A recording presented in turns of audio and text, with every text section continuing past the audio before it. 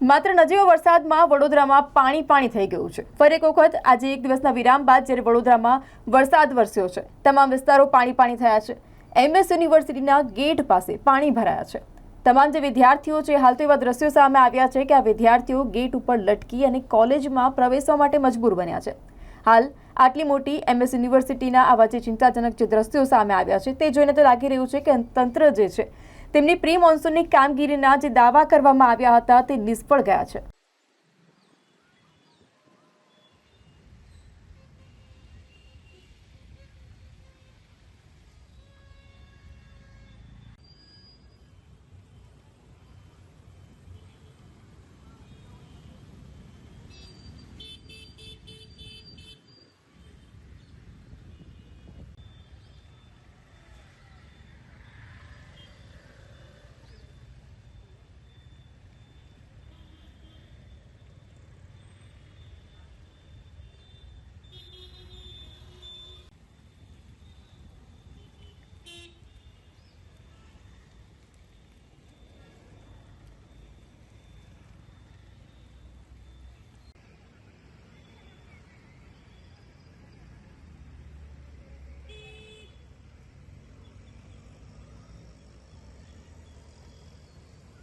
बारे बहुत ज वरसादનું વાતાવરણ છે, જેથી પાણી ભરાઈ જાય છે અને અલગ અલગ રોગો થાય છે, જેના લીધે અમને બી બહુ તકલીફ થાય છે। અને બહારથી જે લોકો અપડાઉન કરે છે, અત્યારના કોલેજ સ્ટાર્ટ થાય તો જે લોકો અપડાઉન કરે છે એ લોકોને બહુ તકલીફ થાય છે, કારણ કે ઘડીકમાં અમને અહીંયા રૂમ બી નહીં મળતો અને વરસાદ ચાલુ હોવાથી સામાન બધું હારે લઈને અમારે બહુ તકલીફ ભોગવવી પડે છે।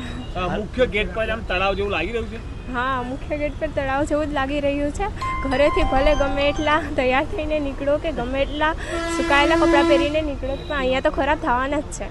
હા, ગેટ પર થઈને લટકીને આવવું પડે છે બધા? હા, સાચી વાત છે, કારણ કે પકડીને આવવું પડે છે, કારણ કે અડધા પગ તો ડૂબી જ જાય છે। શું નામ આપનું? ચૌહાણ હિરલ।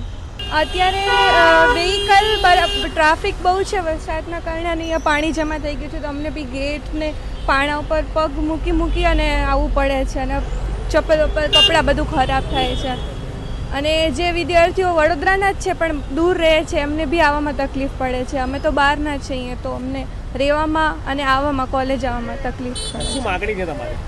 એવું છે કે થોડુંક અહીંયા મેનેજમેન્ટ ક્લિનિંગ હોવું જોઈએ, આનું થોડુંક મેનેજમેન્ટ બરાબર હોવું જોઈએ, તાકી વિદ્યાર્થીઓ અને કોઈને પણ તકલીફ ના પડે। શું નામ આપનું? કશિશ ગઢવી।